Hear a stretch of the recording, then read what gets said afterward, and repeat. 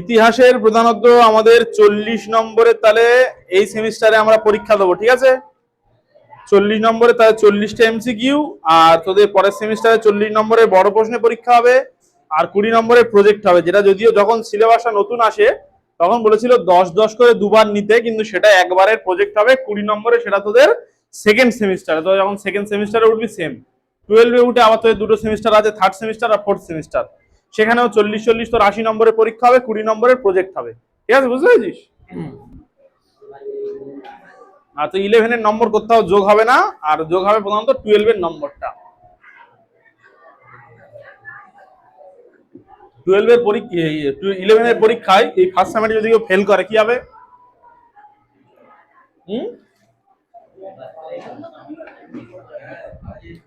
তাদের হচ্ছে রিমিডিয়াল হবে, রিমিডিয়াল ফের পরীক্ষা দিতে হবে, দিয়ে ফের পাশ করে তো পরের সেমিস্টার যেতে হবে।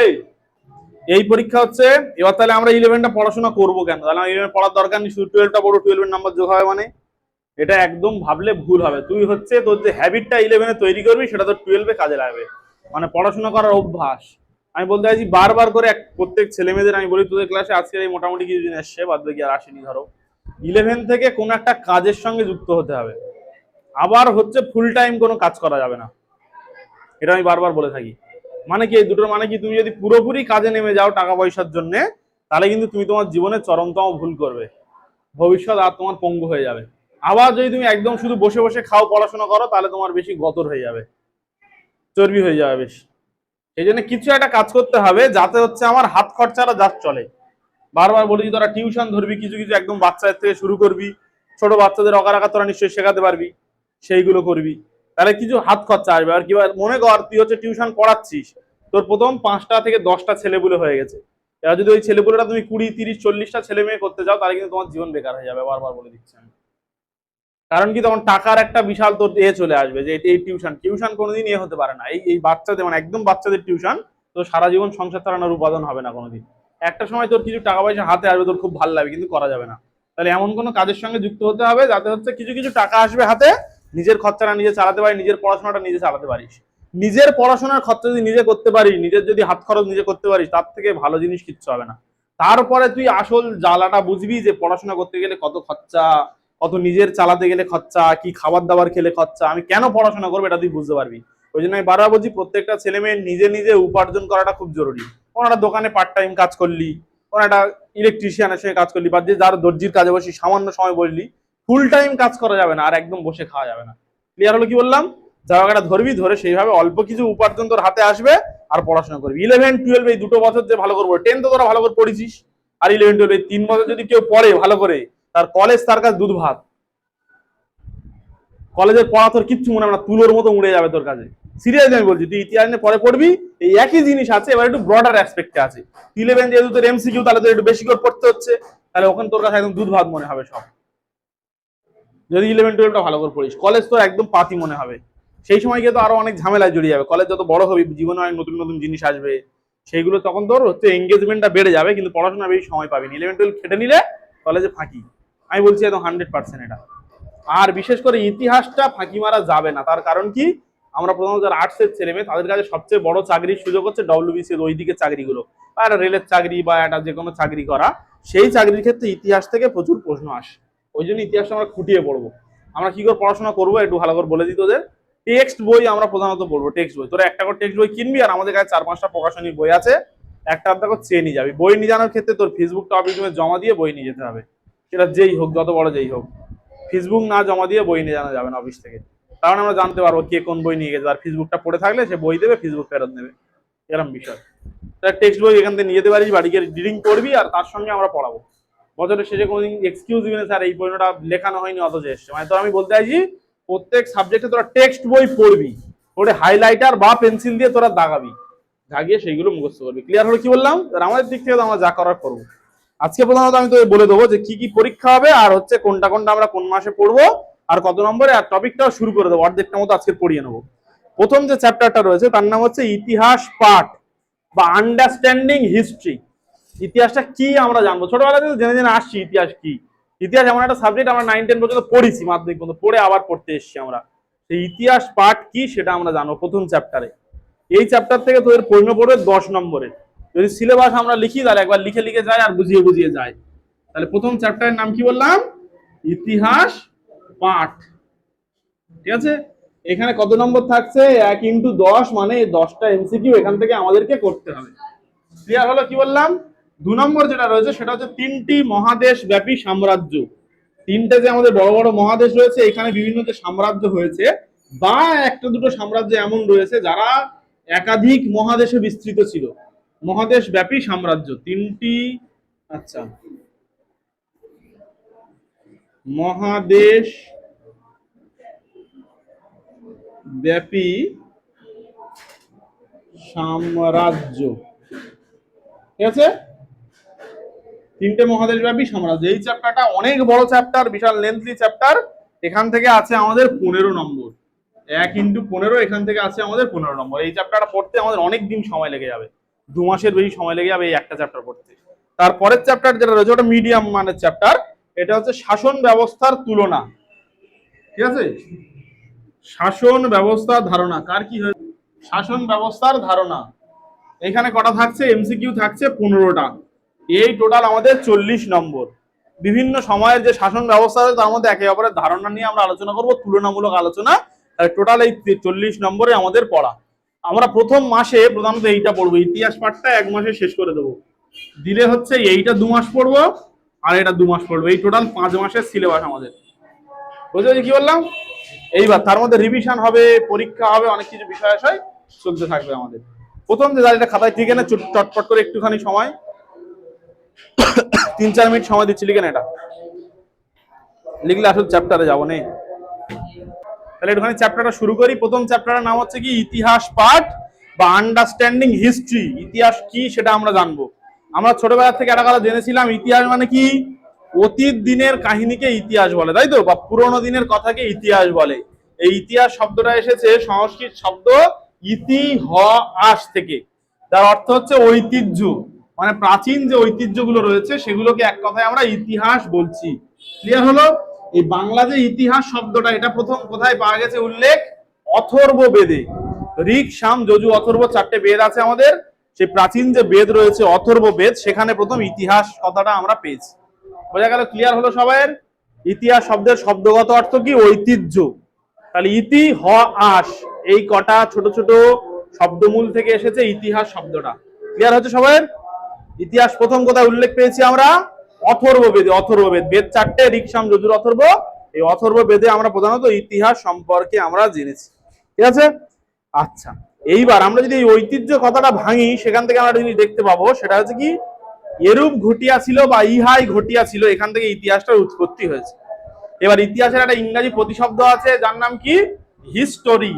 হিস্ট্রি বানান HISTRY, কি? HISTORY, হিস্টোরি, তাই তো? এই হিস্ট্রি বা হিস্টোরি শব্দটা কোথা থেকে এসেছে? হিস্টর থেকে। HISTOR, হিস্টর থেকে প্রধানত এসেছে। ক্লিয়ার হলো সবাইয়ের? তাহলে হচ্ছে হিস্ট্রি ইংরেজি প্রতিশব্দ। কার ইংরেজি প্রতিশব্দ? ইতিহাসের। সেটা কোথা থেকে এসছে? হিস্টর থেকে বা হিস্টোরিয়া থেকে, যার অর্থ হচ্ছে কি? জ্ঞান। মানে অ্যাকচুয়ালি ইতিহাস বলতে কি? প্রাচীন দিনের জ্ঞান। অ্যাকচুয়ালি আমরা হঠাৎ করে ইতিহাস জানবো কেন? ইতিহাসটা আমাদের জানার প্রয়োজন কি জন্য? কারণ আমরা যদি বর্তমান দিনে সাফল্য পেতে চাই তাহলে আমাদের প্রাচীন ঐতিহ্যটা জানতে হবে। গাছ যদি তার শিকড় ভুলে যায়, গাছের শিকড় ভুলে যাওয়া মিন্স হচ্ছে গাছ যদি মাটির উপর থেকে কাণ্ড, নিচেরটা মূল, যদি আমরা কাণ্ড থেকে কেটে দিই, সে শুধু বলে উপরে থাকো মাটির উপরে, সেখানে বাড়তে পারবে? পারবে না। মানুষের সেই মূল হচ্ছে কি? ইতিহাস। আমার ইতিহাস বলতে আমার বংশ পরম্পরায় কি রয়েছে, আমার বাপ, দাদু, কাকা তারা কোথায় গিয়েছে, আমি যে গ্রামে বাস করি সেই গ্রামের একটা ইতিহাস আছে। এই টোটাল বিষয়টা যদি আমার থেকে আলাদা করে দেওয়া যায় তাহলে সেই মানুষের কোনো মূল্য থাকবে না। তাহলে ইতিহাস মানে কি বলছি? আমাদের প্রাচীন দিনের কথা, যেগুলো আমাদের জেনে তারপর বর্তমান এবং ভবিষ্যৎ সময়টাকে আমাদের গঠন করতে হবে। ক্লিয়ার হলো কি বললাম? আচ্ছা চলো, আর ইতিহাসের জনক বলা হয় কাকে? গ্রিক দার্শনিক হেরোডোটাসকে, তাই তো? এই হেরোডোটাসকে প্রথম ইতিহাসের জনক কে বলেছে? মার্কাস টুলিয়াস সিসেরো, বা ছোট করে যার নাম জানবো সিসেরো।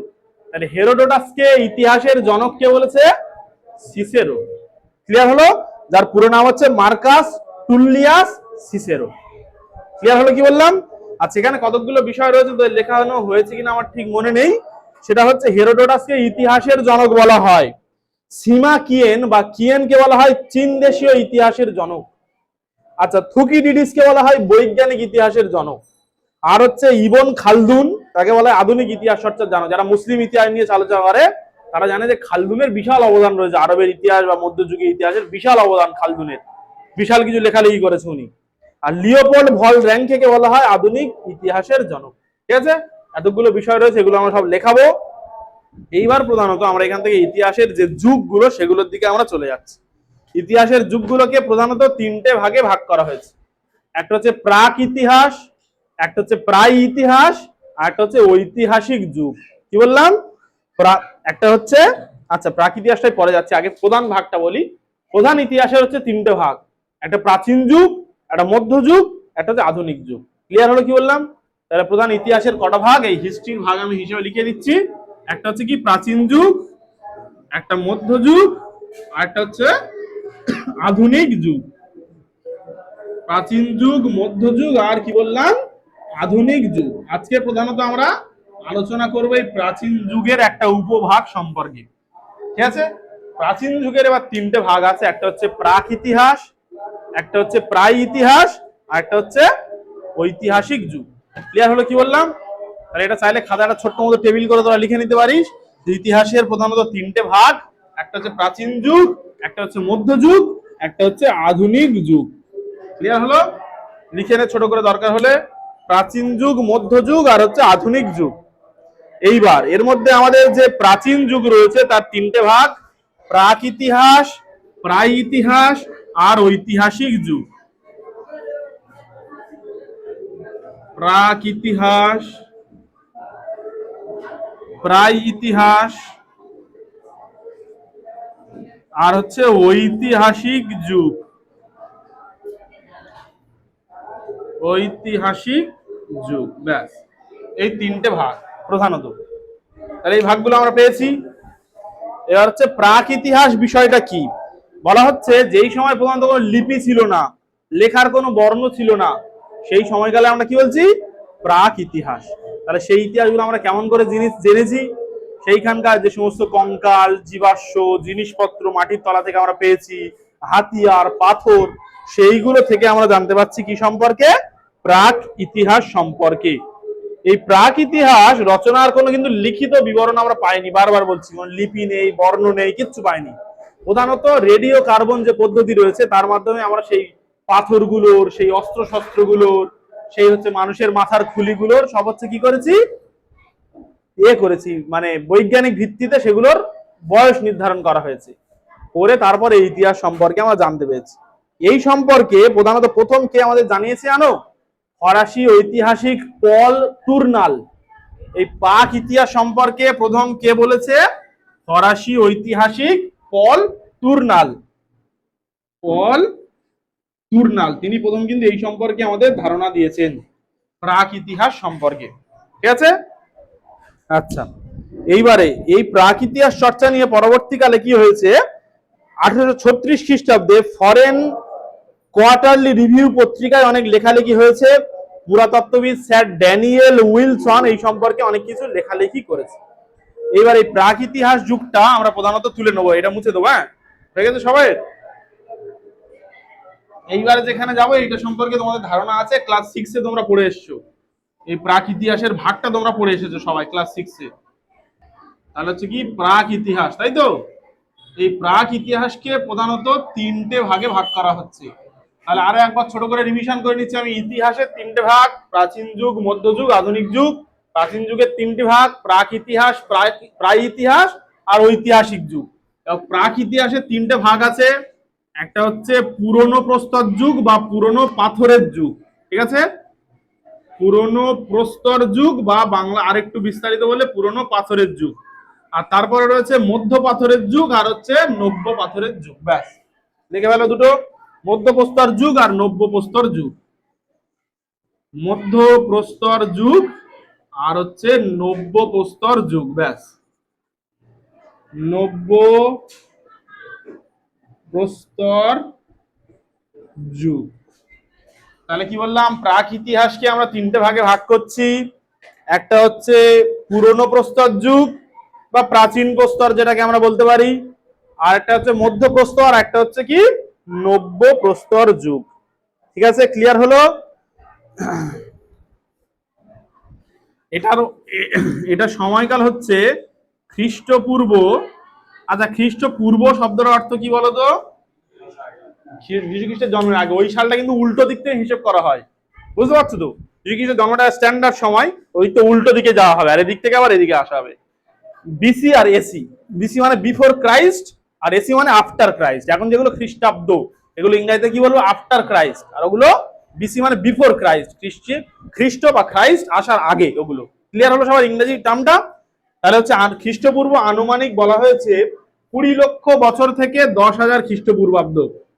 20 লক্ষ বছর থেকে 10,000 বছর। দেখো উল্টো দিক থেকে এসছে, ভালো করে দেখো, সালটা উল্টো লেখা হয়েছে। লেখা উচিত ছিল কি 10,000 থেকে 20 লক্ষ লেখা উচিত ছিল, তাহলে 20 লক্ষ থেকে 10 লিখেছি কেন? উল্টো দিক থেকে আসছে সালটা, তো খ্রিস্টের জন্মের আগে থেকে উল্টো দিক থেকে আসছে, বুঝতে পারছো? ওর পরে আবার সিধে দিক থেকে আসবে। লিখে নাও এটা সবাই। এটা হচ্ছে তোমার 10,000 বছর থেকে 8,000 বছর খ্রিস্টপূর্ব সব, ঠিক আছে? খ্রিস্ট পূর্ব 10,000 থেকে 8,000 বছর, ঠিক আছে? খ্রিস্টপূর্ব 10,000 থেকে 8,000 বছর পর্যন্ত হচ্ছে মধ্যপ্রস্তর যুগ।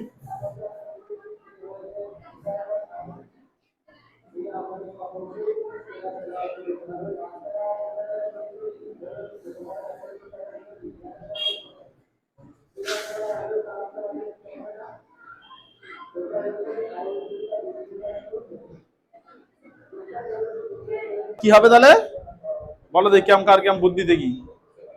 এই তো হয়ে গেছে 4,000 বছর পর, তাহলে কি হয়েছে তারপরে? হ্যাঁ হ্যাঁ, তারপর প্রাক ইতিহাস। এটা প্রাক ইতিহাসের সব গেল মালপত্র হয়ে। নাও করে নাও, তাও বলছি, লিখে নাও চটপট করে, তাহলে বিষয়টা বুঝিয়ে বলে দিচ্ছি। না, এইটা আজকে শুধু শেষ করব, প্রাক ইতিহাসের এইটুকু শুধু আজকে ভালো করে আলোচনা করতে বলি এই সম্পর্কে, এখন তো বলা হয়নি। তাহলে হচ্ছে কেসটা কি, আমাদের এই যে পুরনো প্রস্তর যুগ বা প্রাচীন প্রস্তর যুগ রয়েছে, সেই প্রাচীন প্রস্তর যুগের বৈশিষ্ট্য আমরা কি করে জানলাম?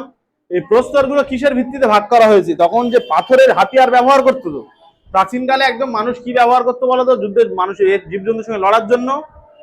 হাত, প্রথম হাত, তাই তো? ভালো কথা বলেছে। তারপর হাতের দ্বারা যা পেয়েছে, গাছের ডালপালা হেনা দানা সব। তারপর কি করেছে? বড় বড় পাথর, একদমই যে প্রাচীন প্রস্তর যুগে তখন বড় বড় এবড়ো খেবড়ো পাথর ব্যবহার করতো হাতিয়ার হিসেবে। ক্লিয়ার হলো? এই মধ্যপ্রস্তর যুগে কি হয়েছে? ওই হাত পাথরগুলো একটু ছোট সাইজের করেছে, এবার তারা ছোট সাইজের করে ডালের সাথে বেঁধেছে, বেঁধে লড়াই করছে, কুঠার করেছে, বর্ষা মানে ছোট ছোট। নতুন প্রস্তর যুগে কি হচ্ছে? পাথরগুলো ঘষে ঘষে এবারে ধারালো করেছে, সূচালো, সেইগুলো নিয়ে সহজে লড়াই করছে জীবজন্তুদের সঙ্গে। এই অনুযায়ী এই প্রস্তর যুগগুলো ভাগ করা হয়েছে। ক্লিয়ার হলো? তাহলে আমার প্রাচীন প্রস্তর যুগে কি হাতিয়ার? বড় বড় পাথর, এবড়ো খেবড়ো পাথর, সেগুলো কুঠার তৈরি করছে, হাত কুঠার। মনে করে একটা গাছের ডালে রাঙাটায় এবড়ো খেবড়ো পাথর মেঁধে সে লড়াই করছে, গাছ কাটছে, যা করছে এবড়ো খেবড়ো পাথর। ক্লিয়ার হলো? মাঝের প্রস্তর যুগে কি হয়েছে? সেগুলো আস্তে আস্তে একটু ছোট হয়েছে, হালকা ধারালো হয়েছে, হালকা ছুচালো হয়েছে। আর নতুন পাথরের যুগে দেখা যাচ্ছে একদম ব্লেডের মতো ধার করেছে, একদম পাথর ঘষে ঘষে একদম ধার করে গাছের কুঠারের মাথায় বর্ষা মতো তৈরি করে মাছ শিকার করছে, পশুর সঙ্গে লড়াই করছে, জন্তুর সঙ্গে লড়াই করছে। মানে আস্তে আস্তে এই ধারা থেকে মানুষ কি হচ্ছে? বুদ্ধিমান হচ্ছে। ক্লিয়ার হলো কি বললাম? সবাই বুঝতে পেরেছ? তাহলে প্রাচীন প্রস্তর যুগে এসে গ্রিক শব্দ প্যালিও, প্যালিও শব্দের প্রাচীন প্রস্তর যুক্ত করা থেকে এসে প্যালিও থেকে, প্যালিও মানে হচ্ছে পুরানো, আর লিথোস শব্দের অর্থ হচ্ছে প্রস্তর। তাহলে পুরানো প্রস্তর যুক্ত এসে প্যালিও লিথোস এই নাম থেকে, গ্রিক শব্দ থেকে। ক্লিয়ার হলো? এই সময় তারা কি কি বলেছি আমরা?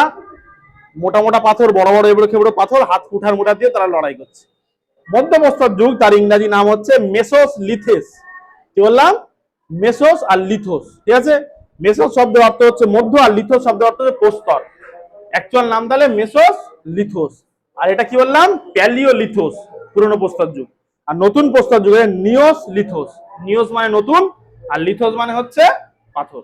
তাহলে তিনজনের গ্রিক নাম আমরা জেনে গেলাম, প্যালিও লিথোস, আর মেসোস লিথোস, আর হচ্ছে নিও লিথোস বা নিওস লিথোস।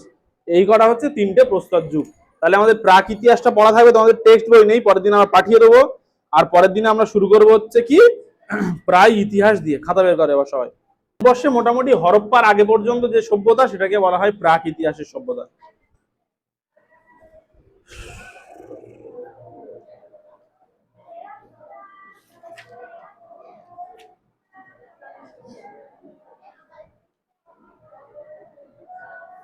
আচ্ছা, এইখানে একটা জিনিস তোমাদের বলে দিই, এটা মনে ছিল না আমার। আমাদের হচ্ছে এই প্রাক ইতিহাস যুগের একটা সভ্যতা পাওয়া গিয়েছে, তোমরা জানো কি সেটা? সেটা হচ্ছে মেহেরগড় সভ্যতা। মেহেরগড় হচ্ছে নব্য প্রস্তর যুগের একটা সভ্যতা। এটা কে আবিষ্কার করেছে? ফরাসি প্রত্নতাত্ত্বিক জা ফাসোয়া জারিজ। কি বললাম? ফরাসি প্রত্নতাত্ত্বিক জা ফাসোয়া জারিজ। এটা নব্য প্রস্তর যুগের একটা সভ্যতা। তাহলে আমাদের ভারতবর্ষের যদি বলে একটা প্রাক ইতিহাস যুগের সভ্যতার নাম লেখো, তাহলে কি বলবো আমরা? মেহেরগড় সভ্যতা। সেটা কোন যুগের সভ্যতা? নব্য প্রস্তর যুগের সভ্যতা, মানে প্রাক ইতিহাসের একদম শেষ পর্যায়ের সভ্যতা হচ্ছে মেহেরগড় সভ্যতা, যেটা আবিষ্কার করেছে জা ফাসোয়া জারিজ। এখানে বিভিন্ন ধরনের গম ফলনের কথা জানা গিয়েছে, আর মেহেরগড় যে মানে বিখ্যাত সভ্যতা ছিল সেগুলো সম্পর্কে আমরা জানতে পেরেছি। চলো লেখো, প্রশ্ন উত্তর লেখো এই চ্যাপ্টার থেকে। লেখো, হিস্ট্রি শব্দটি কোন ভাষা থেকে উদ্ভূত?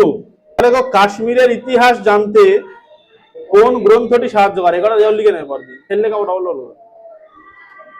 এখানে ডাক নম্বর যাবার হোক গিয়ে। হ্যাঁ, হিস্ট্রিটা গ্রিক ভাষা। প্রশ্ন দেখো, হিস্টোরি শব্দটি কোন ভাষা থেকে এসেছে? হিস্টোরি শব্দটি কোন ভাষা থেকে এসেছে? হ্যাঁ, গ্রিক শব্দ হিস্টোরিয়া থেকে। ল্যাটিন শব্দ হিস্টোর আর গ্রিক শব্দ হিস্টোরিয়া। তারপরে প্রশ্ন দেখো, কাশ্মীরের ইতিহাস জানতে, কাশ্মীরের ইতিহাস জানতে কোন গ্রন্থটি সাহায্য করে? রাজ তরঙ্গিনী। রাজ তরঙ্গিনী। হ্যাঁ, জায়গাটা লিখে নাও, কলহন। কলহ দন্তান্ন, কলহন। কলহনের রচনা রাজ তরঙ্গিনী। হ্যাঁ হ্যাঁ হ্যাঁ, একদম। তারপর লেখো, চীনে, চীনে চাষবাসের প্রবর্তক কে ছিলেন? চীনে চাষবাসের প্রবর্তক কে ছিলেন? চীনে চাষবাসের প্রবর্তক কে ছিলেন? উত্তর লিখে নাও, সেন লুং। তালবস্যয়কা দন্তন্য সেন, আর লয় হর্ষ অনুস্বর লুং। সেন লুং। হয়েছে? সেন লুং। পরের প্রশ্ন লেখো, হামুরাবির, হয়াকার মহাস্য হামু, রয়াকার বয়হস্যই র। হামুরাবির রাজত্বকালকে কি বলা হয়? রাজত্বকালকে কি বলা হয়? হামুরাবির রাজত্বকালকে কি বলা হয়? উত্তর লেখো, মেসোপটেমিয়ার, মেসোপটেমিয়ার স্বর্ণযুগ। ইতিহাস শব্দটির অর্থ কি? ইতিহাস শব্দটির অর্থ কি? হয়েছে, ইতিহাস শব্দটির অর্থ কি?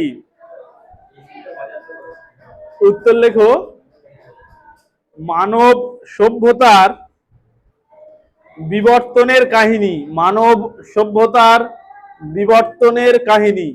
বললেন কিল খাবে এবার। মানব সভ্যতার বিবর্তনের কাহিনী। হয়েছে, বিবর্তনের কাহিনী, মানব সভ্যতার বিবর্তনের কাহিনী। তাহলে ইতিহাস শব্দটির ব্যুৎপত্তি হয়েছে কোথা থেকে? ইতিহাস না, গ্রিক কেন? ইতিহাস আমাদের বাংলা শব্দ। ইতিহাস শব্দটির ব্যুৎপত্তি হয়েছে কোথা থেকে? ঠিক আছে, সংস্কৃত শব্দ ইতি হ আস থেকে। ঠিক আছে, সংস্কৃত শব্দ ইতি হ আর আস থেকে। ব্যাস, লিখে নেবে। ইতিহাস শব্দটির ব্যুৎপত্তি হয়েছে কোথা থেকে? সংস্কৃত শব্দ ইতি হ আর আস থেকে। এটা লিখে নাও চটপট করে। ঠিক আছে, তারপরে বলবো, দেখো, ইতিহাস শব্দটির প্রথম উল্লেখ পাওয়া যায় কোথায়? ইতিহাস শব্দটির প্রথম উল্লেখ পাওয়া যায় কোথায়? হয়েছে, ইতিহাস শব্দটির প্রথম উল্লেখ পাওয়া যায় কোথায়? উত্তর লিখে নেবে অথর্ব বেদে। অথর্ব বেদে। অথর্ব বেদে। এটা লাস্ট পয়েন্ট ভেবেছিলাম তো, এসে যখন একটা পয়েন্ট লেখায়। পয়েন্ট লেখো, ইতিহাসের জনক বলা হয় কাকে? ইতিহাসের জনক বলা হয় কাকে? তারপর পয়েন্ট লেখো, হেরোডোটাসকে ইতিহাসের জনক প্রথম বলেছেন কে? ঠিক আছে,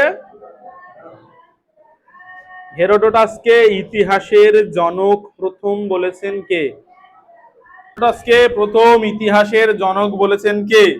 উত্তর লেখো মার্কাস, ময়াকার কয়রে বাকার দন্তেশ্ব মার্কাস, টুল্লিয়াস টয় হস্য লয় লয় হস্য টুল্লি অন্তস্থ একার দন্তস্য, হ্যাঁ, বা তুল্লিয়াস দিলেও হবে। মার্কাস, টুল্লিয়াস বা তুল্লিয়াস, সিসেরো দন্তস্ব দন্তস্ব একার রকার সিসেরো, ওই ঘরে বস। Marcus, টুল্লিয়াস, Cicero. হয়েছে, আচ্ছা ঠিক আছে, তাহলে আগের দিনে যা প্রশ্ন ছিল আর সেইগুলো মিশিয়ে এইটা থাকবে পড়া। হ্যাঁ, আরে তোমরা সবাই টেলিগ্রাম চ্যানেলটা জয়েন করে নেবে। আজকের একটা টেলিগ্রাম চ্যানেল খুলে দিচ্ছি, ওইখানে আফ্রিদা প্রশ্ন পাঠাবে 5টা করে, শুধু ফোনটা বের করে একটা করে টিক মেরে দেবে, দিলে ঠিক হলে সবুজ লেখা উঠবে, ভুল হলে লাল কালার চিকে উঠবে। যা পড়াবো সেইটা সন্ধ্যাবেলা যাবে, যে সাবজেক্ট যা পড়া হবে সেটা সন্ধ্যাবেলা বা রাতের দিকে পড়ে যাবে 5টা করে, 4টে করে এমসিকিউ অপশন দেওয়া থাকবে, ওখানে টিক মারবে তুমি। যদি ঠিক হয় তাহলে সবুজ উঠবে, চারদিকে ফোয়ারা ফুটবে, মানে তুমি ঠিক পেরেছো। যদি না পারলে কি হবে, একটা কেমন চিকে চিহ্ন উঠবে, আর সঠিক উত্তরটার উপর দাগ দেওয়া হবে, তখন শিখে যাবে। প্র্যাকটিস করতে হবে, 1 মিনিট 1.5 মিনিট লাগবে। তোমার টেলিগ্রাম চ্যানেল খুলে আমার 79 নম্বরটা, এই নম্বরটায় হাই পাঠিয়ে দেবে, দিলে আমি সব জয়েন করে দেবো। একটা অ্যাপ তো টেলিগ্রাম, হোয়াটসঅ্যাপের মতোই, ওটা আমাদের ভারতীয় অ্যাপ। ঠিক আছে তো, চলো আজকের মতো এই পর্যন্ত থাকলো।